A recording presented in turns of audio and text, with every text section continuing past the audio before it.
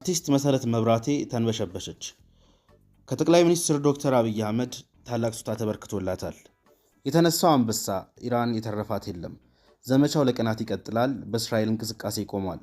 ሁቲ እጁን ለእስራኤል ሊሰጥ ነው። በሌላ በኩል ደግሞ እስራኤል ከባድ ዋጋ ትከፍላለች ሲሉ የኢራን የበላይ ጠባቂና መንፈሳዊ መሪ አያቶላህ አሊ ተናገሩ። ሰላም ጤና ይስጥልን ውድ የሚክሎን ሚዲያ ተከታታዮች እንደምናችሁ እንደምንስ ቆያችሁ። ባላችሁበት ሁሉ ሰላማችሁ ብዝት ይበልልን። ይህንን የሚክሎን ሚዲያ ሰብስክራይብ፣ ላይክ፣ ሼር በማድረግ ቤተሰብ ይሁኑን። ቤተሰብ ስለሆኑን ከልብ እናመሰግናለን። ሁልጊዜም እንደምንለው እውነታን ከሚክሎን ሚዲያ። ወደ ዝርዝር መረጃችን ስናልፍ አርቲስት መሰረት መብራቴ ተንበሸበሸች። ከጠቅላይ ሚኒስትር ዶክተር አብይ አህመድ ታላቅ ስጦታ ተበርክቶላታል። አርቲስት መሰረት መብራቴ ህይወቷን በትወናና በተለያዩ የእርዳታ ዘርፎች ነው የኖረችው ብንል ውሸት አይደለም። ዝናዋን ተጠቅማ በተለይ ደግሞ የልብ ችግር ያለባቸውን ህፃናት ስትረዳ የምናየው ነገር ነው። የተለያዩ በዚህ ዘርፍ ማለትም በትወና ስራ ውስጥ ዝናን የተረፉ አርቲስቶችን አደራጅታ ማስታወቂያ በማሰራት ገንዘብ እንዲሰበሰብ ፈርቀዳጅ ነች። በዚህ ሰዓት ብር ካልተከፈላቸው መስራትን መርዳትን የማይወዱ በጣም ብዙ አርቲስቶች አሉን። እሷ ግን ያለምንም ገንዘብ ይህንን ድጋፍ ማድረጓ የሚደነቅ ነው። ይህ ስራዋ ሊመሰገን ይገባል። ጠቅላይ ሚኒስትር ዶክተር አብይ አህመድ እሁድ በተካሄደው የበጎ ሰዎች ሽልማት ላይ ተገኝተው 110 ሚሊዮን ብር ሸልሟታል። በጣም የሚገርመው መሰረት መብራቴም ይህንን ብር ስትቀበል ግማሹን ብር ለልብ ችግር ላለባቸው ህፃናት መስጠቷ መግለጿ ነው። ጠቅላይ ሚኒስትሩ በዕለቱ ባስተላለፉት መልእክት ሁሉም ሰው እንደ መሰረት መብራቴ መሆን አለበት። አብዛኛው ሰው ይህንን ድጋፍ ሲያደርግ አይስተዋልም። ህፃናት የነገ ሀገር ተረካቢዎች ናቸው። ስለዚህ ሲታመሙ በአፋጣኝ በሽታቸውን ልናስወግድላቸው ይገባል። በተጨማሪም አሁኑኑ ስልካችሁን አውጥታችሁ በኤስኤምኤስ ላኩ ሲሉ መልእክት አስተላልፈዋል። ለአርቲስት መሰረት መብራቴ ይህ የብር ድጋፍ ሲያንስባት እንጂ አይበዛባትም። አርቲስቷ በዕለቱ አክላ ባስተላለፈችው መልእክትም ሁላችንም ለእነዚህ ህፃኖች የሚያሳሱ ህፃናት ልንደርስላቸው ይገባል። ካልሆነ ግን ብዙ የሚያልሙትን ይህችን ሀገር እንቀይራለን እናሳድጋለን ብለው የሚያስቡ ህፃናትን በአጭሩ እንቀጫለን ስትል ልክ እንደ ጠቅላይ ሚኒስትሩ ስልካችሁን አውጥታችሁ በኤስኤምኤስ እንድትልኩ ስትል አሳስባለች። እኛም ለሚክሎን ሚዲያ ቤተሰቦቻችን ጥሪያችንን ተቀብላችሁ በኤስኤምኤስ ለልብ ታማሚ ህፃናቶች እርዳታ እንድታደርጉ ስንል እናሳስባለን። ሌላው በቅርቡ በተካሄደው የሎስ አንጀለስ ሽልማት አርቲስቷ ከአራት ዘርፍ በአንድ ዘርፍ ሽልማቷን ተቀብላለች። ራሷን በገመና ድራማ ያስተዋወቀችው አርቲስቷ ከዛ በኋላ በጣም ተወዳጅነት ያገኘችባቸውን ፊልሞች ላይ ተሳትፋለች። አርቲስቷ ባለትዳር ስትሆን እስካሁን ድረስ ልጅ አልወለደችም። በአንድ ወቅትም አርቲስቷ ለ60 ህፃናት የልብ የህክምና ለሚውል 6 ሚሊዮን ብር ያሰባሰበች የበጎ ፍቃድ አምባሳደር ነች። የልብ ማዕከል በኢትዮጵያ በተለያዩ ስያሜና መዋቅር ከ30 ዓመታት በላይ ቀዶ ህክምናን ጨምሮ የተለያዩ የልብ ህክምናዎችን እየሰጠ ይገኛል። ሆኖም ማዕከሉ በተደጋጋሚ አንድ መሰረታዊ ችግር እንዳለበት ይገልጻል። የአላቂ ዕቃዎች እጥረት። በዚህ እጥረት ምክንያት ከ7000 በላይ የልብ ችግር ያለባቸው ህፃናት ለዓመታት ወረፋ ይጠብቃሉ። አንዳንዶቹም ወረፋው ሳይደርስባቸው ህይወታቸው ያልፋል። ማዕከሉ የተለያዩ አካላት ይህንን ችግር እንዲረዱለት ብሎም እንዲረዱት ከ3 ዓመታት በፊት በአምባሳደርነት አርቲስት መሰረት መብራቴን ሰይሞ ገንዘብ ከመፍጠር ጀምሮ ገቢ እስከ ማሰባሰብ የዘለቀ እንቅስቃሴ ያደረገች ነው። መሰረት በቅርቡ በአሜሪካ የተለያዩ ከተሞች በመዘዋወር $126,000 አሰባስባ ገቢ አድርጋለች።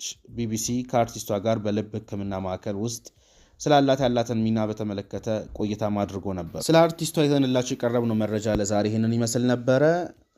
ወደ ቀጣይ መረጃ ከማለፋችን በፊት ግን አሁንም እንደምንለው ለዚህ ሚክሎን ሚዲያ አዲስ የሆናችሁ ካላችሁ ሰብስክራይብ፣ ላይክ፣ ሼር በማድረግ ቤተሰብ ይሁኑን። የደወል ምልክቱን በመንካት ሁልጊዜም ቢሆን የምንለቃቸው ቪዲዮዎች ቀድሟችሁ ይድረሱ። ወደ ቀጣይ መረጃችን ስናልፍ እስራኤል የተነሳው አንበሳ የሚል ዘመቻ በኢራን ላይ ከፍታለች። እስካሁን የኒውክሌር ማባቢያዎችን ወድመዋል። የጦር አዛዦች፣ የኒውክሌር ሳይንቲስቶች ተገድለዋል። ዋናው የኢራን አለቃ ነው የሚባልለት የኢራን አብዮታዊ ዘብ ኃይል አዛዥ ሁሴን ሰላሚ እንዲሁም የጦር ኃይሎች ኢታማዦር ሹም መሐመድ ባጌር ተገድለዋል። የኢራን ሚዲያዎችም አረጋግጠዋል። እስራኤል ይህ የተነሳው አንበሳ ዘመቻ ለቀናት እንደሚቀጥል አስታውቃለች። ዛሬ በእስራኤል ትምህርትና ስራ የለም። የባስና የባቡር አገልግሎት ቆሟል። ሌሊት ላይም ማለትም 9 ሰዓት ገደማ በእስራኤል የሳይረን ድምፅ ተሰምቷል። ይህ የሳይረን ድምፅ እስራኤል በኢራን ላይ ዘመቻ እያደረገች ስለሆነ ወደ ቦምብ መጣያ ግቡ የሚል ነበር። እስራኤል 200 የጦር አውሮፕላኖችን አሰማርታ ነው ኢራንን የደበደበችው። አየር በአየር ነዳጅ የሚሞሉ ናቸው። ኢራን የተረፋት የለም ማለት ይቻላል። ነገር ግን የተረፏት የቦለስቲክ ሚሳይሎችን ወደ እስራኤል ልታስወነጭፍ ትችላለች፣ ድሮኖችንም እንደዚያው። በዚህም የእስራኤል አየር መከላከያዎች ሊጥለቀለቁ ይችላሉ፣ በሰዎች አደጋ ላይ ሊደርስ ይችላል የተባለ ነው። የእስራኤል ጠቅላይ ሚኒስትር ቢንያሚን ኔታንያሁ ይህ የእስራኤል ዘመቻ ታሪካዊ ነጥብ ነው ብለውታል። እስራኤል ይህንን ዘመቻ ለማድረግ ዓመታት ፈጅቶባታል። ሐማስ ያቺን የቅዳሜ ጥቃት 2023 ዓ.ም ሲፈጸም የኢራን ትዕዛዝ እንዳለበት ጥርጥር የለውም። ይህንን ደግሞ እስራኤል ጠንቅቃ ታውቃለች። እናም እስራኤል በኢራን ላይ ዘመቻ አድርጋ ምንጩን ማድረቅ አለብኝ ብላ ስትዘጋጅ ከርማለች። ኢራን በሊባኖሱ ሄዝቦላ፣ በየመኑ ሁቲ፣ በፍልስጤሙ ሐማስ እስራኤልን ስታጠቃ ነበር። እስራኤል ሐማስን እንዲያነክስ አድርጋለች። ሐማስ ድምጥማጡ ጠፍቷል ማለት ይቻላል። አብዛኞቹ አመራሮች ተገድለዋል። ሄዝቦላህም ከስሟል ማለት ይቻላል። አመራሮቹ ተገድለዋል። እስራኤል ለቀናት በሄዝቦላ ላይ በጠንካራ ስለላዋና አየር ኃይሏ ታግዛ ሄዝቦላህን አዳክማለች። ሁቲን ለማዳከም አሁን ቀላል ይሆናል። ስንቁንም ትጥቁንም የሚያገኘው ከኢራን ነው። ኢራን አሁን ላይ እንደ ሄዝቦላና እንደ ሐማስ ሆናለች። ራሷንም መከላከል አልቻለችምና ስለዚህ ሁቲ ለእስራኤል እጁን ቢሰጥ የተሻለ ይሆናል።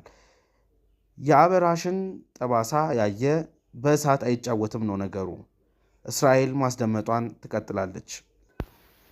ሌላኛው አሁን የደረሰ መረጃ ደግሞ የእስራኤል ከተሞች በሳይረን ድምፅ እየተናወጡ ነው።